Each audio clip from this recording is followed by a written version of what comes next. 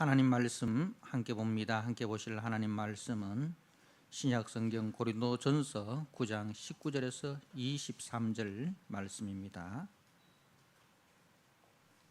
고린도전서 9장 19절에서 23절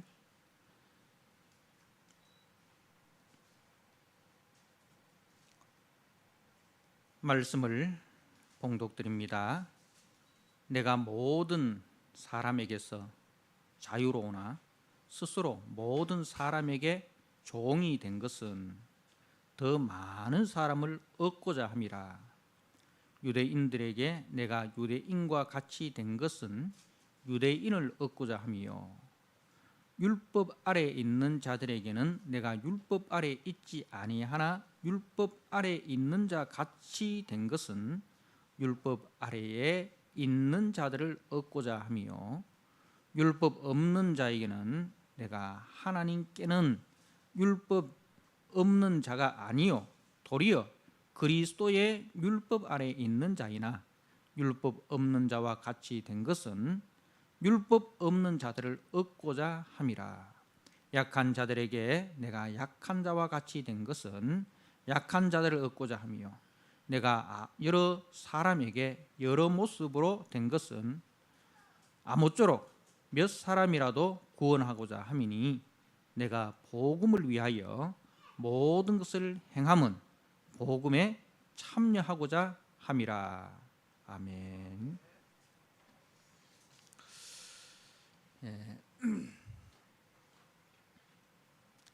오늘 고린도전서 9장 19절에서 23절 자유자에서 종으로 라는 제목으로 주신 말씀을 함께 나누고자 합니다. 원래 처음에 제가 정한 제목이 물 같은 사람, 물 같은 사람 이렇게 제목을 한번 정해봤는데 조금 어색할까 싶어서 자유자에서 종으로 그렇게 성경 본문에서 제목을 정하였습니다. 우리가 살아가면서 사람들한테 이런 이야기를 한 번씩 들은 적이 있잖아요. 또 우리가 또 이런 이야기, 이런 말을 한 번씩 한 적이 있을 겁니다. 나를 물러보나? 나를 물러보나? 나를 물러보지 마라. 그런 이야기들을 우리가 한 번씩 듣기도 하고 또 한 번씩 그런 말을 하기도 하였을 것입니다. 나를 물러보지 마라. 나를 물러보나? 이것은 이제 사람들이 나를 얕잡아 보거나 무시하는 경향을 보일 때 상대방을 향해서 우리가 분노를 담아 쓰는 말이 나를 물러보나? 나를 물러보지 마라. 그런 말이죠. 그런데 우리가 물의 속성을 가만히 살펴보면 어떻습니까? 물은 상대방에게 맞서지 않습니다. 우리가 강물이 이렇게 흘러가잖아요. 강물이 흘러갈 때 이제 그 강 물줄기가 어떻게 돼요? 다 직선으로 된 게 아니고 막 이제 꾸불꾸불하게 이렇게 S자 모양으로 막 이렇게 흘러가잖아요. 그 산이 있으면 산을 둘러갑니다. 바위가 있으면 바위를 둘러갑니다. 그죠? 막 산이 있으면 그 산을 뚫고 가고 바위가 있으면 바위를 뚫고 가고, 그게 물의 속성이 아니라 물은 산이 있으면 산을 둘러서 가고 또 바위가 있으면 바위를 둘러서 가고, 그렇게 이제 장애물이 있을 때 그 장애물의 상대와 맞서지 않고 그것을 둘러갑니다.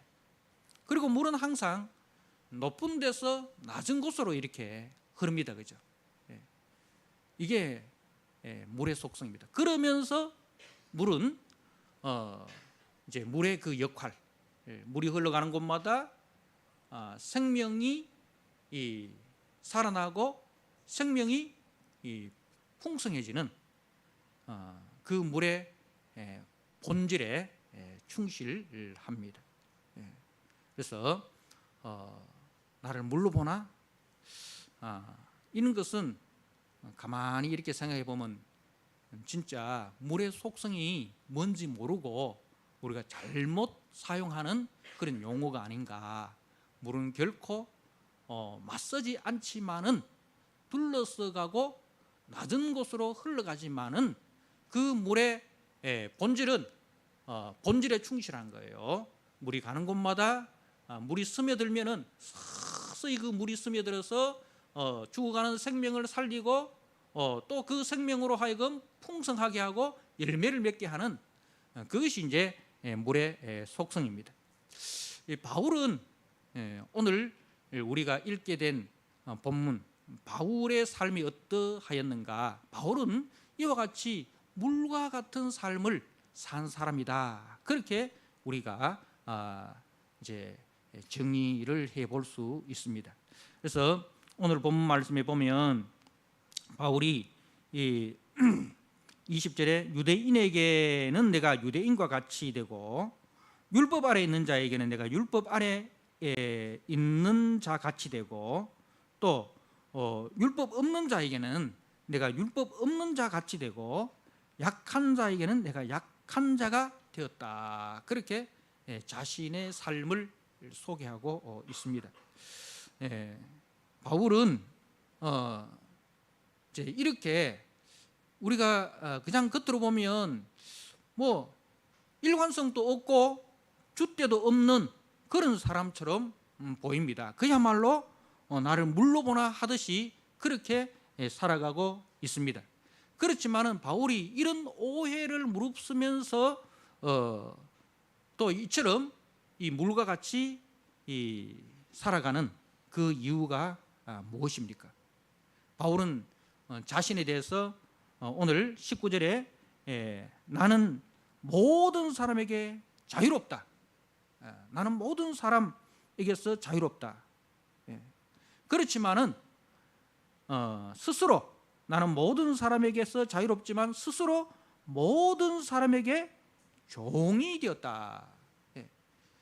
나는 모든 사람에게서 자유롭지만은 스스로 내가 자원해서 자발적으로 모든 사람의 종이 되었다. 그렇게 하는 목적이 뭐냐? 더 많은 사람을 얻고자 함이라. 더 많은 사람을 얻기 위해서 바울이 이 모든 사람에게서 자유롭지만은 모든 사람의 종으로 살아갔다는 말씀입니다. 이것은 우리 주님의 삶입니다. 그죠? 주님께서는 모든 만물의 창조자시고 모든 만물의 주권자이시지만은 그분이 스스로 모든 만물의 종이 되어 이 땅에 오셨습니다. 그래서 기꺼이 자기 몸을 종으로 그들을 위해서 대속제물로 드려집니다. 그렇게 자원하여 모든 사람의 종이 된 것은 모든 사람을 자유롭게 하기 위해서, 죄에서 자유롭게 하기 위해서, 죄의 종에서 하나님의 아들이라는 그 영광스러운 지위를 주시기 위하여 스스로 자신의 자유를 내려놓고 종으로 그렇게 순종하셨습니다. 그 결과 우리는 죄에서 자유로움을 받게 되고 모든 사람으로부터 우리가 자유로운 자유자가 되었습니다. 자, 하나님께서 그 아들 예수 그리스도를 이 땅에 보내어서 우리를 그렇게 자유자로 세우신 이유와 목적이 어디 있는가? 그것은 우리로 하여금 우리를 위하여 사는 자가 아니라 이제는 우리로 하여금 하나님의 영광을 위하여 그리고 이웃을 위하여 우리 몸을 대신 내어주는 화목케 하는 직책, 화목케 하는 직분을 우리에게 맡겨주셨다. 그렇게 성경은 말씀을 하고 있습니다.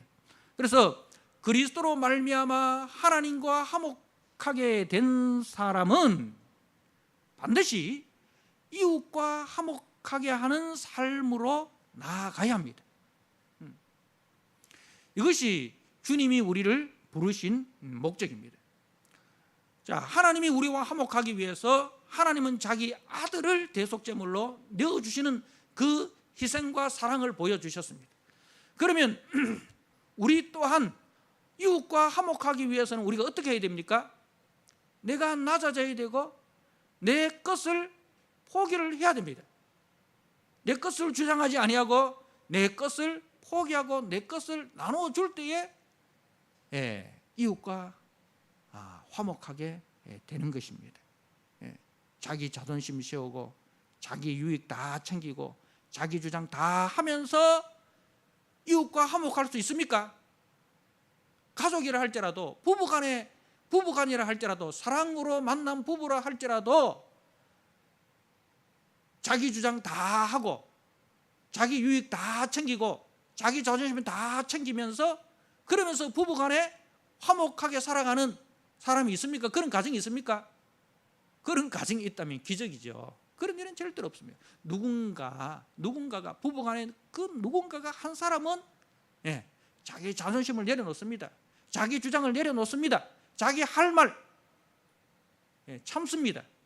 그리고 이해하고 배려하고 존중하고 그렇게 살아가는 거예요. 그렇게 살아갈 때에 그 부부간에 화목이 이루어지는 것이죠.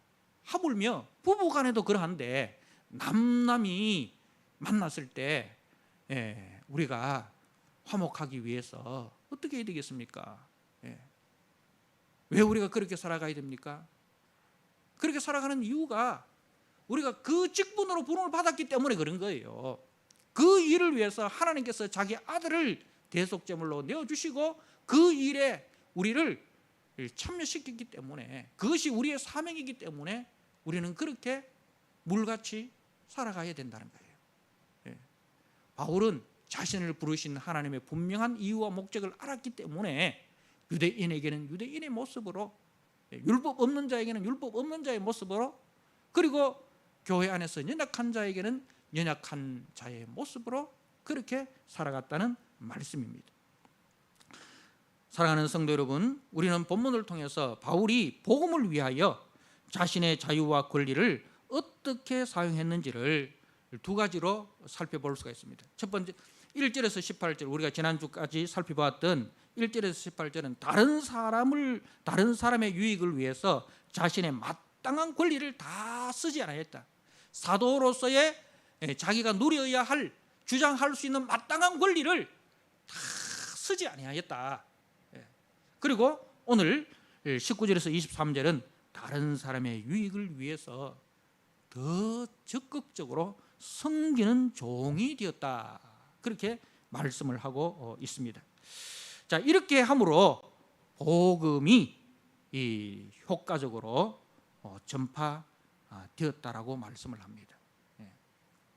바울은 유대인들을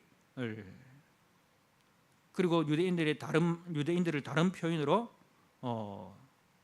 이제 그 율법 아래 있는 자들 이렇게 표현을 하죠.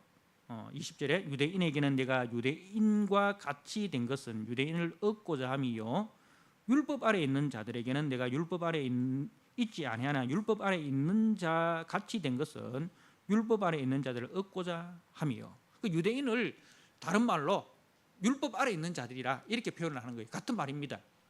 근데 그런 사람들을 얻기 위해서 저희가 율법 아래 있지 않지만은 그죠? 이제는 율법에서 벗어나 그리스도의 자유에 참여한 자가 되었지만은 율법 아래 있는 그 유대인들을 구원하기 위해서 자기가 율법 아래 있는 자 같이 되었다 그렇게 이야기를 합니다.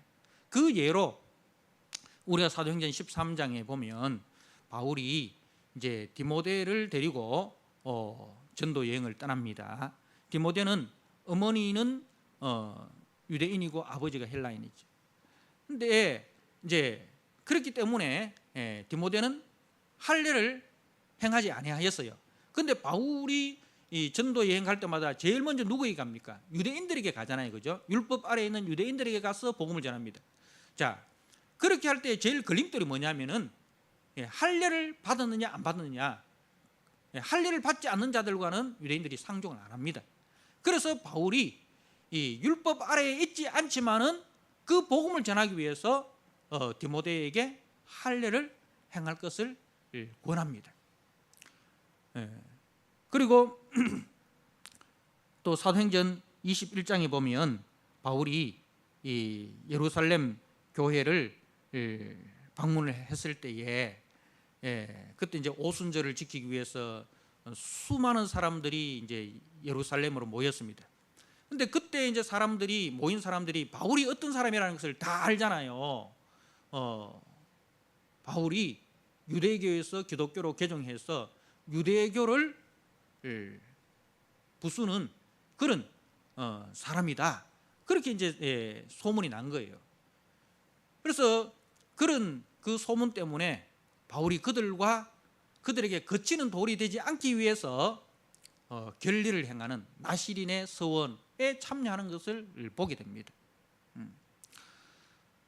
자, 그리고 이제 바울이 그 다음 말씀에 보면 21절에 율법 없는 자는 이방인을 이야기하는 거예요. 율법 없이 살아가는 이방인들에게는 내가 하나님께는 율법 없는 자가 아니요 도리어 그리스도의 율법 아래에 있는 자이나, 이제 모세의 율법이 아니라 모세의 율법을 완성하신 그리스도의 율법 아래에 있는 자이지만은 그 율법 아래에 있는 자 같이 된 것은 율법 아래에 있는 자들을 얻고자 함이요. 그래서 이방인들에게 갈 때는 자기가 이방인들에게 거치는 돌이 되지 않기 위해서 이방인과 같은 이방인들의 그 모습을 충분히 이해하고 그들의 입장에서 또 그들을 존중하면서 그들을 배려하면서 그렇게 하였다는 거죠. 그 오늘날로 말하면 선교사들이 이제 선교지에 갈 때 예를 들어서 그 선교지에서는 이제 손으로 밥을 먹는다 이 말입니다. 손으로 밥을 먹는다. 여러분 손으로 밥 먹는 거하고 숟가락으로 밥 먹는 거하고 뭐 이것이 우리 입장에서는 숟가락으로 밥을 먹으면 문명인이고 손으로 밥을 먹으면 야만인이다. 이거는 우리 생각이에요. 우리 관점이에요. 그래서 선교사들이 야 손으로 밥 먹는 건 야만인이나 하는 거야 하면서 숟가락 만들어 가지고 숟가락을 돌리는 게 그게 복음 전하는 데 도움이 되겠습니까? 안 되는 거예요. 그게 숟가락으로 밥 먹는 거하고 숟가락으로 밥 먹는 사람은 구원받고 손가락으로 밥 먹는 사람은 지옥 가고 그러면은 문제가 달라지죠. 그러나 숟가락으로 밥 먹는다고 구원받는 것도 아니고 손가락으로 밥 먹는다고 구원받지 못하는 거 아니잖아요. 그게 진리 문제 아니잖아요. 진리 문제 아닌 이상 그들의 문화를 존중하는 거예요. 그들의 문화를 존중하고 그들의 입장을 충분히 고려해서 그들에게 복음의 걸림돌이 되지 않도록 하는 거예요. 여러분, 우리가 복음을 전하는 데 있어서 가장 중요한 것이 뭐예요? 복음이 나빠서 복음을 안 듣습니까? 사람들이 복음이 나빠서, 복음의 내용이 나빠서 복음을 안 믿는 게 아니라 복음 전하는 자가 나빠서 복음을 안 믿는 경우가 많습니다. 저렇게 예수 믿을 것 같으면 나 예수 안 믿어. 예수 믿어가 사람이 저렇게 행동하고 저렇게 살아간다면 나는 그런 예수 안 믿어. 예수는 좋은데 예수 믿는 사람 보니까 나 예수 믿을 생각 안 나. 예수 믿을 마음 없어. 그런 이야기 우리가 많이 듣잖아요. 그죠? 그래서 바울은 이제 저들로부터 그런 이야기 듣지 않기 위해서, 복음의 장애가 되지 않기 위해서, 복음을 위해서 자기의 자유를 최대한 절제를 하는 거예요. 자기가 충분히 주장할 수 있는 그 권리가 있지만 그 권리를 최대한 축소를 하는 거예요. 복음의 걸림돌이 되지 않기 위해서. 그것이 바울의 복음 전도 전략입니다. 그것이 바울이 전도 전략이라는 거죠. 자, 그런데 이제 그 다음 구절을 보면 22절에 약한 자들에게는, 이 약한 자라는 것은 누구냐면 교회 안에 믿음이 연약한 자들입니다. 우리가 앞에서 이제 8장에서 우상의 제물을 먹어도 되냐 말아야 되냐 이렇게 할 때 거기서 믿음이 약한 자가 나왔잖아요. 그죠? 그래서 교회 안에서 믿음이 약한 자에게는 내가 약한 자 같이 된 것은 요 이제 번역이 조금 잘못되었습니다. 그 앞에는 율법 있는 자에게는 율법 있는 자 같이, 율법 없는 자에게는 율법 없는 자 같이, 이건 맞아요. 그런데 약한 자에게는 약한 자 같이가 아니고 내가 약한 자가 되었다, 그렇게 이야기를 합니다. 원문에는 그렇게 이제 기록되어 있습니다. 무슨 이야기냐 하면 이제 그 유대인에게는 내가 그 유대인과 같이 되었다는 것은 내가 본질은 안 바뀌었다 이 말이잖아요, 그죠? 내 본질은 안 바뀌었다. 그러니까 쉽게 이야기하면 이제 유대인에게나 또 이방인에게나 바울은 하나님 나라 사람으로서 하나님 나라의 사람으로서 그들에게 고정 간첩으로 들어가 있는 거예요. 고정 간첩. 여러분, 고정 간첩이 어떤 사람인지 알죠? 고정 간첩은 자기가 간첩인 것을 티냅니까? 티 안 냅니까? 절대로 자기가 간첩이라는 것을 티를 내지 않습니다. 그죠? 북한말 절대로 안 씁니다. 그죠? 남한 사람보다 더 남한 사람처럼 행동을 합니다. 그래서 그 사람이 간첩이라고 드러났을 때에 사람들이 깜짝 놀랍니다. 정말 그 사람이 간첩 맞나? 전혀 간첩이라는 것을 우리가 몰랐는데, 남한 사람보다 더 남한 사람처럼 행동하던데, 남한 사람보다 더 남한에 대해서 더 많은 것을 알고, 그죠? 남한 사람처럼 생각하고, 남한 사람처럼 말하고, 남한 사람처럼 행동하고. 그런데 간첩은 뭐예요? 그 속에 뭐가 있어요? 정체성은 나는 뭐다? 간첩이다. 나는 북한 사람으로서 이 북한의 사상과, 그죠? 그 북한의 그 내용을 이 사람들에게 심어주기 위해서 나는 파송받은 간첩이다. 그 정체성은 절대로 변하지 않습니다. 그죠? 바로 바울이 그런 그거예요. 자기가 유대인에게 가고 이방인에게 갔지만 자신이 하나님 나라 사람이다라는 그 본질, 그 정체성에 대해서는 절대로 타협하지 않는 거예요.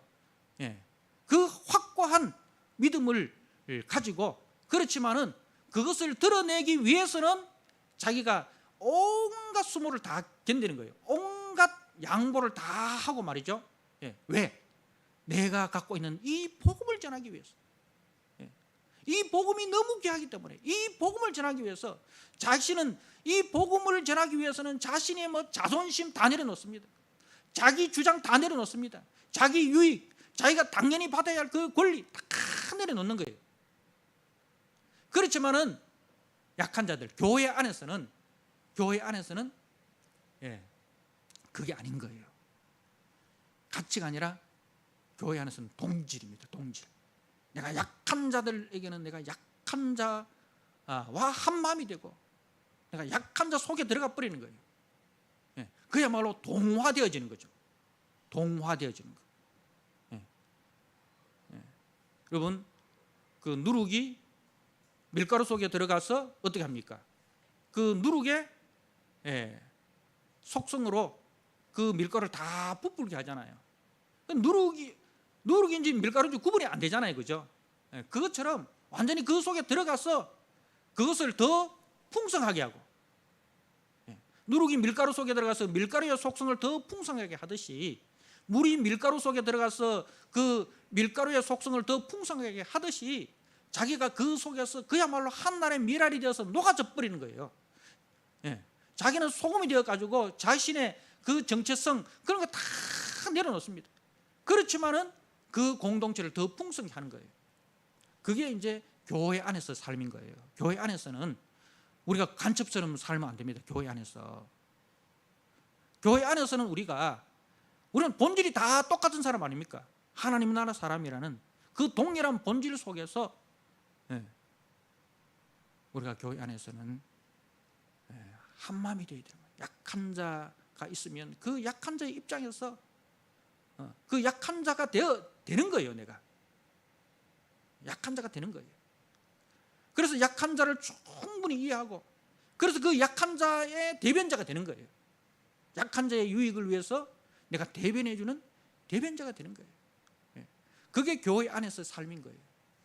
그게 우리 직분자들의 역할입니다.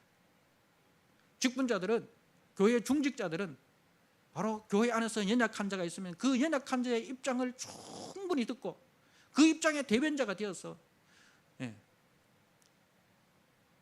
그래서 그들로 하여금 교회 속에서 신앙생활을 하는데 조금이라도 걸림돌이 생기지 않도록 그 일을, 그 역할을 하는 사람들이 중직자라는 거예요. 그야말로 섬기는 자죠. 그야말로 종의 역할이죠. 그런 자들을 성경은 뭐라고 이야기합니까? 배나 존경하라. 그런 장로님들, 그런 중직자들을 배나 존경할 자로 여기라. 그렇게 말씀을 하고 있습니다. 우리는 교회 안에서 그런 권사님이 되고 그런 집사님이 되고 그런 장로님이 되고 그런 목사가 되어야 됩니다. 사랑하는 성도 여러분, 우리 하나님 아버지께서는 하나님이 세상을 이처럼 사랑하사, 하나님이 세상을 이처럼 사랑하사. 그래서 우리 하나님은 악인이라 할지라도 저들이 회개하고 돌아오는 것을 기뻐하시고 그것을 기다리십니다. 그래서 악인에게도 동일하게 햇빛을 주시고 동일하게 비를 내려 주십니다. 그렇게 하시는 이유가 무엇입니까? 20절 말씀에 얻고자 함이요 라는 말이 반복되잖아요. 내가 유대인과 같이 된 것은 유대인을 얻고자 함이요, 율법 아래 있는 자같이 된 것은 율법 아래 있는 자들을 얻고자 함이요. 그리고 21절에 율법 없는 자같이 된 것은 율법 없는 자들을 얻고자 함이요. 또 22절에 약한 자들에게 내가 약한 자같이 된 것은 약한 자들을 얻고자 함이요. 얻고자 함이요. 우리의 목적은 그 하나님의 목적, 하나님이 세상을 이처럼 사랑하사 독생자를 주셨으면 이는 저를 믿는 자마다 멸망치 않고 구원을 얻게 하려 하십니다. 그 하나님의 목적, 이 나의 목적이 되는 거예요. 우리는 얻고자 하기 위해서 살아가는 사람입니다. 그래서 우리는 우리로 말미암아 복음이 전파되어지고 그 복음을 듣고 사람들이 구원을 받고 그 복음 안에서 세워지고 그 복음 안에서 자라나고 그 복음 안에서 열매 맺게 하는 그 일을 위해서 우리는 부름을 받은 사람입니다.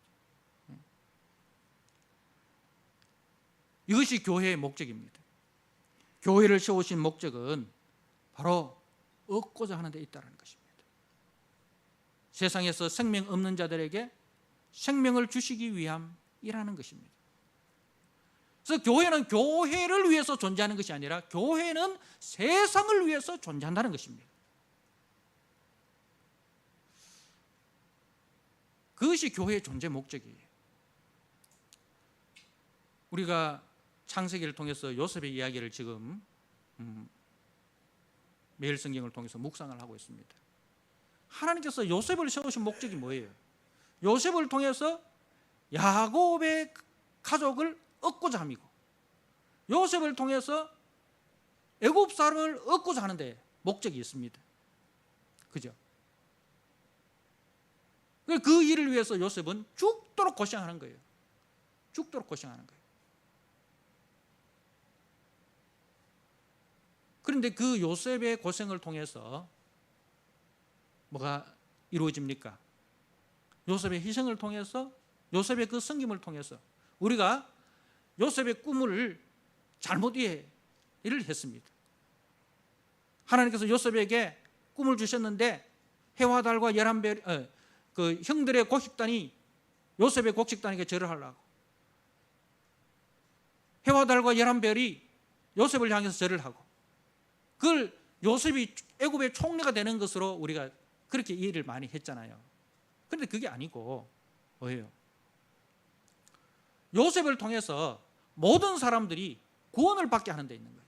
요셉을 통해서 요셉의 형들이 구원을 받게 하고 요셉을 통해서 애굽 전역이 구원을 받게 하는 그 일에 하나님께서 요셉을 쓰신다는 거예요.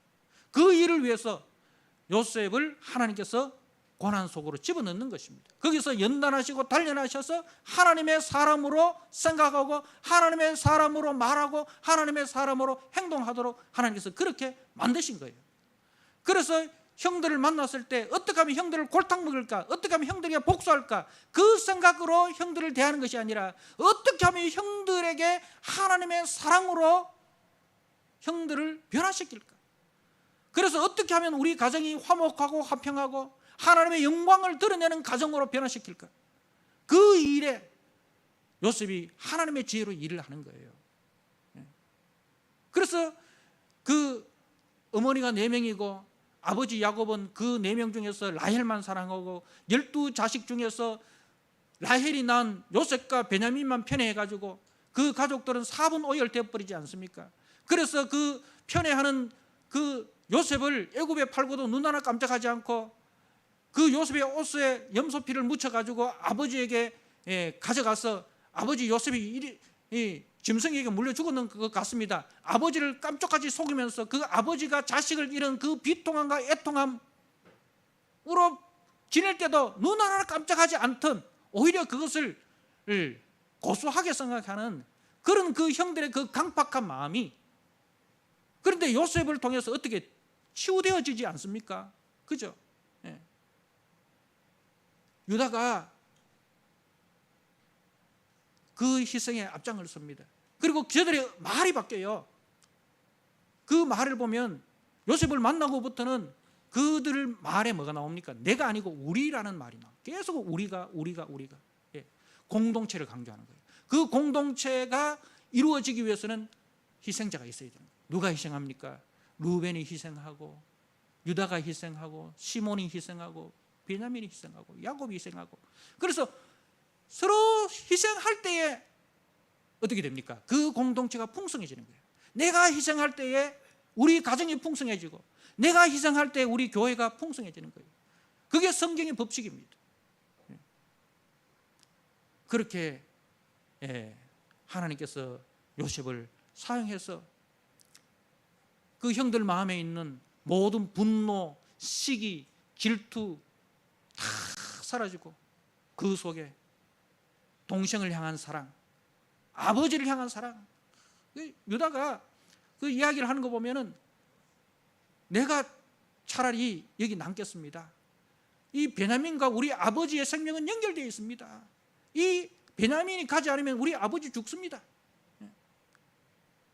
그러니까 이전에는 아버지를 속였는데 눈 하나 깜짝하지 않았던 그 유다가 아들을 잃고 그 고통하고 아들을 잃고 애통할 그 아버지를 생각하니 참을 수가 없는 거예요. 그래서 자기가 기꺼이 내가 희생하겠습니다. 내가 종이 되겠습니다. 대신 베냐민을 보내주십시오. 그렇게 하는 거예요. 여러분, 그렇게 해서 어떻게 형제들의 마음이 이 공동체라는, 가족이라는 것은 바로 이런 거구나. 가족이라는 것은 이거구나. 교회라는 것은 이런 거구나. 내가 죽어서 네가 산다면 내가 그 죽음의 자리에 나 기꺼이 내려갈게. 내가 양보해서 네가 마음이 편해진다면 내가 기꺼이 양보할게. 내 자존심을 낮춰서 네 자존심이 높아지고 네 마음의 응어리가 불려진다면 내 자존심이 다 내려놓을게. 이게 교회예요. 이게 가정이에요. 그게 하나님 나라예요. 할 말 많지만은 가정의 평화를 위해서 다 내려놓는 거죠. 할 말 많지만은 교회의 평화를 위해서 다 내가 참는 거예요. 그것이 주님이 세우신 교회입니다. 우리 이 코로나로 인해서 한국 교회 속에서 이 비대면 예배가 예배냐, 교회의 본질은 예배다, 대면 예배를 방해하지 마라. 그런 이야기 많이 합니다. 물론 맞는 말이에요. 근데 저는 교회의 본질이 뭐냐? 교회의 본질은 하나님의 사랑을 나타내는 것이 교회다. 하나님의 사랑을 나타내지 않고 세상에 해악을 끼치면서까지 우리끼리 모여서 예배 드리는 것이 무슨 유익이 되겠느냐? 그렇다고 교회에 모이지 말라는 게 아니에요. 모이기를 피하는 어떤 자들의 습관과 같이 하지 말고 그날이 올수록 더 힘써 모이기를 힘쓰라라고 분명히 이야기를 합니다. 우리가 모일 수 있을 때는 힘써 모여야 됩니다. 평소에는 이 코로나가 없으면 우리가 모이기를 힘써야 됩니다. 그러나 이 코로나로 인해서 온 세상이 지금 고통과 신음 속에 있지 않습니까? 자영업자들 얼마나 힘이 듭니까? 사람들이 오지 않아서 새는 계속 나가고 생활비는 다 나가는데 하루하루 버티는 것이 힘들지 않습니까? 그리고 그 확진자를 돌보는 의료인들이 얼마나 고생 많습니까? 그런 걸 생각할 때 정말 이런 시대에 교회가 이 세상에 어떻게 해야 교회가 세상에게 도움을 주고 세상에 소망을 주고 세상에 위로를 줄까? 그 일을 생각하고 그 일에 우리가 교회에 모이지 않는 비대면 예배 뿐만 아니라 그 이상 또 진짜 세상을 우리가 섬기기 위해서 그 이상 또 더 양보를 할 수 있으면 양보를 하고 진짜 그렇게 우리가 세상에 진짜 교회가 세상의 소망이구나. 사람들이 이 코로나를 통해서 교회가 어떤 것인지를 보여줄 수 있는 그런 기회가 되어야 되지 않겠습니까? 대면 예를 드리는 고집하는 그분들도 교회를 사랑하는 마음 충분히 이해합니다. 그것을 저는 결코 잘못됐다라고 비판하지는 않습니다. 그들은 또 그들의 입장에서 그들이 최선을 다하니까 존중을 합니다. 하지만은 정말 우리가 우리의 입장에서가 아니라 율법 없는 자의 입장에서 유대인의 입장에서 약한 자의 입장에서 내 입장이 아니라 상대방의 입장에서 우리가 생각하는 그야말로 역지사지하는 그 마음으로 나아갈 때 교회의 본질이 드러나는 거 아니겠습니까? 사랑하는 성도 여러분, 교회는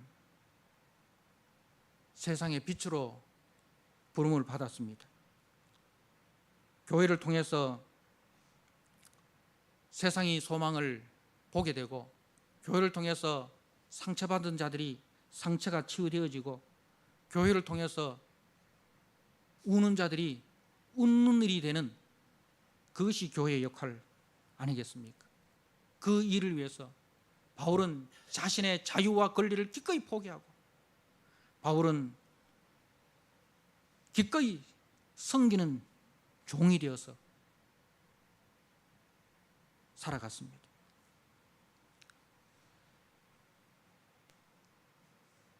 아무쪼록 오늘 그 말씀에 바울의 그 진심이 이렇게 나타나지 않습니다. 22절에 여러 사람에게 여러 모습이 된 것은 아무쪼록 몇 사람이라도 구원하고자 함이니 아무쪼록 하지 않아도 좋다. 여러분, 이것이 우리의 마음입니까?